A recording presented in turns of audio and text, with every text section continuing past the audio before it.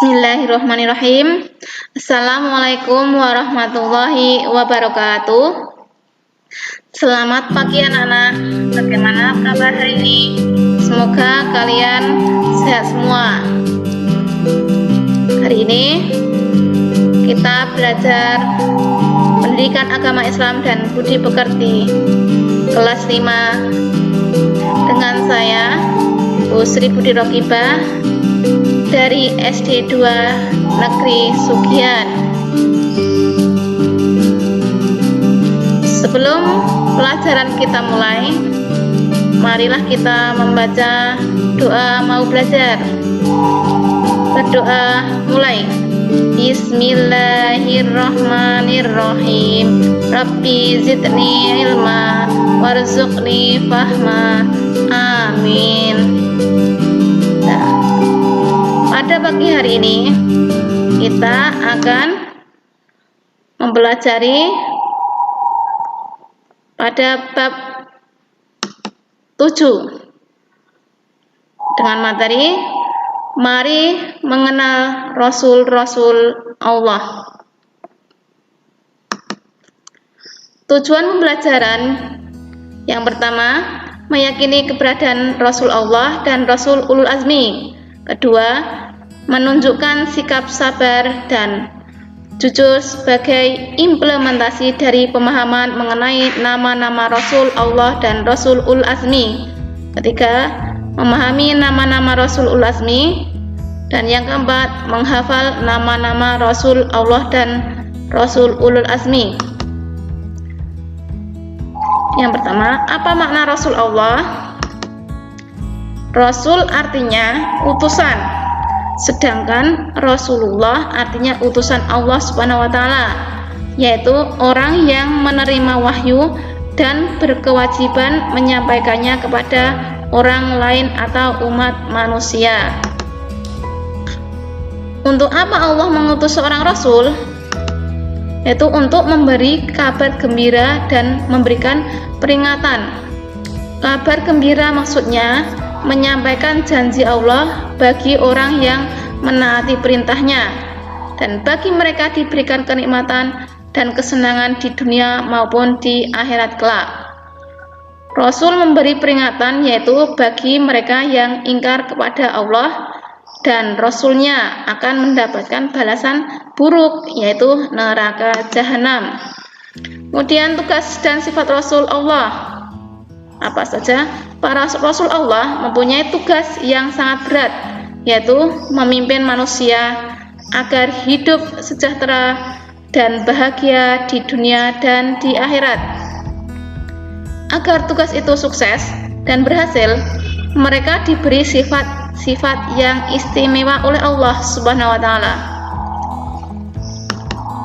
Sifat tersebut lebih dikenal dengan sifat-sifat wajib bagi Rasul, yang artinya sifat yang harus dimiliki seorang Rasul. Di antaranya yang pertama, Rasul itu bersifat sidik, artinya jujur dan benar. Mustahil seorang Rasul itu berkata dusta atau bohong. Kemudian sifat yang kedua yaitu amanah, artinya dapat dipercaya. Seorang Rasul itu mustahil khianat atau ingkar janji. Ketiga, Rasul bersifat tabligh, artinya menyampaikan. Seorang Rasul harus menyampaikan pesan Allah Subhanahu wa taala kepada umat walaupun terasa sulit atau dianggap membahayakan. Kemudian seorang Rasul itu mustahil mempunyai sifat kitman, yang artinya menyembunyikan. Kemudian yang terakhir, sifat Rasul yang terakhir yaitu fatonah, artinya cerdas, pandai dan bijaksana. Seorang Rasul harus pandai dan cerdas akalnya, memiliki kekuatan berpikir yang tinggi, dan memiliki hati yang bersih atau akal budi yang tinggi. Dengan sifat ini, seorang Rasul dapat menyelesaikan tugas kerasulannya dengan baik. Mustahil seorang rasul itu bersifat baladah atau bodoh. Sikap terpuji nama lainnya yaitu sifat mahmudah atau akhlak mahmudah atau akhlakul karimah. Sikap terpuji para rasul itu dapat dibagi menjadi dua. Pertama, sikap terpuji kepada Allah sebagai pencipta alam semesta. Sikap terpuji kepada Allah yaitu taat dan patuh hanya kepada Allah.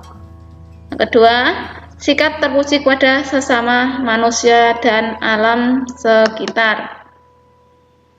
Sikap terpuji, contoh sikap terpuji atau akhlak mahmudah atau akhlakul karimah.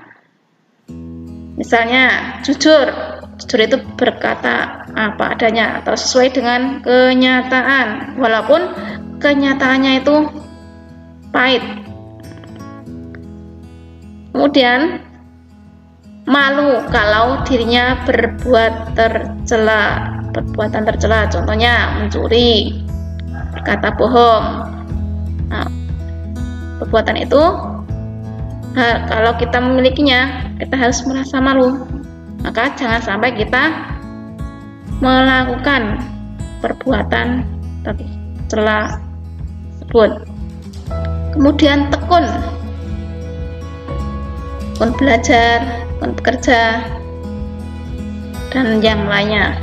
Kemudian pemaaf, kita harus memaafkan walaupun orang tersebut sudah menyakiti perasaan atau hati kita.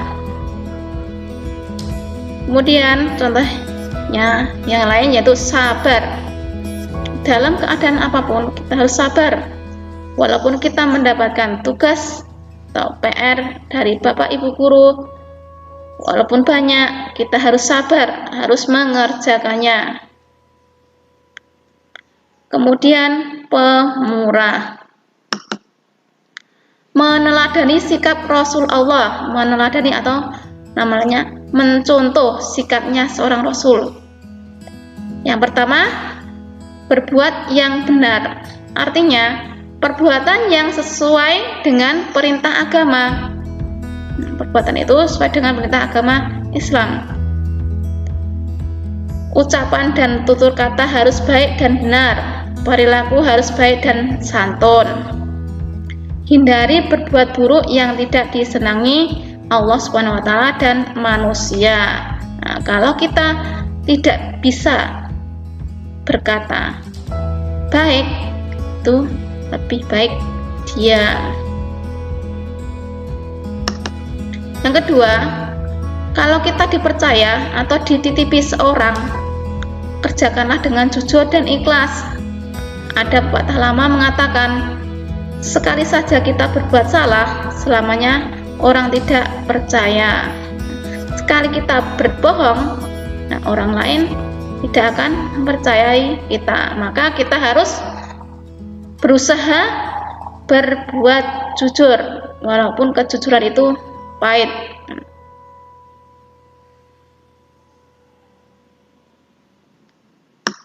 Ketiga, pesan-pesan kebaikan harus disampaikan kepada orang lain, mulailah dari diri sendiri, keluarga, kemudian kepada yang lainnya. Keempat, hidup harus cerdas, yaitu cerdas akal dan cerdas nurani. Rasulul Azmi.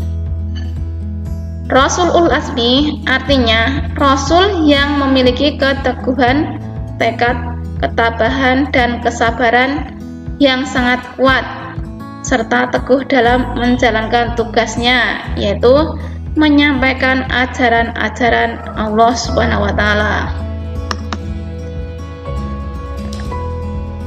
Siapa saja rasul-rasul ulul azmi itu?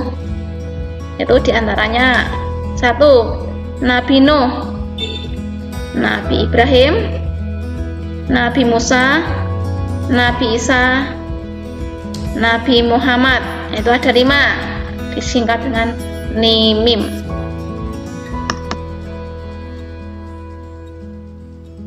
Kisah keteladanan Nabi Muhammad SAW sebagai Rasulul Azmi. Yang pertama yaitu keteladanan dalam hidup berumah tangga. Nabi Muhammad itu dalam rumah tangga menjadi seorang kepala rumah tangga dan membina rumah tangganya dengan rasa cinta, kasih sayang, menghormati, menjaga nama baik, tolong-menolong, dan penuh tanggung jawab serta kasih sayang kepada anak-anaknya. Selain itu, Nabi Muhammad juga mengajarkan pada anak-anaknya yaitu bertakwa kepada Allah. Kemudian kisah keteladanan Nabi Muhammad, kedua, keteladanan sebagai pemimpin umat. Nabi Muhammad senantiasa menanamkan keimanan dan ketakwaan kepada orang yang dipimpinnya. Sering bermusyawarah dengan para sahabat, kemudian mengikis pengaruh kebendaan dari diri kaum muslimin. Pemimpin yang konsekuen, seorang nabi atau Nabi Muhammad itu konsekuen dan teguh pendirian dalam menegakkan kebenaran dan keadilan. Yang ketiga, keteladanan sebagai pribadi yang baik. Pribadinya atau dirinya itu selalu menjaga kebersihan, kesehatan, dan keindahan secara Islami. Selain itu, Nabi Muhammad juga membina hubungannya dengan sama manusia. Walaupun dirinya disakiti, tapi Nabi Muhammad selalu bersifat sabar dan tidak mendendam. Sifat terpuji para rasul dan ulul azmi kita teladani. Apa saja yang harus kita teladani sebagai seorang hamba Allah dan sebagai panutan Nabi Muhammad? Yang pertama, dengan teguh dan sabar dalam belajar. Sebagai siswa, kita harus sabar apabila mendapatkan tugas-tugas dari Bapak Ibu guru, walaupun tugas tersebut banyak. Kemudian, teguh dan sabar beribadah. Nomor 3, mengulang kembali dan mengerjakan tugas-tugas sekolah.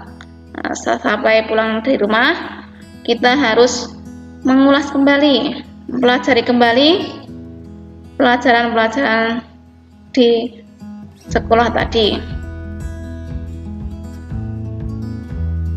Keempat, mematuhi orang tua. Mematuhi orang tua dengan tanda kutip, apabila perintah orang tua itu baik, maka kerjakanlah. Tetapi apabila perintah orang tua itu menyimpang atau melanggar perintah agama Islam, kita harus menjelaskan atau kita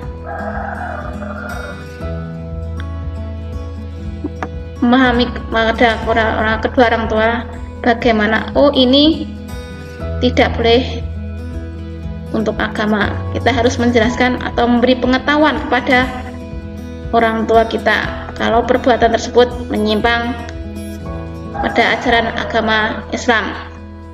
Kelima, pergaulan, menjaga kerukunan, menahan diri untuk tidak cepat marah. Kita harus sabar seperti sikapnya Rasulullah SAW.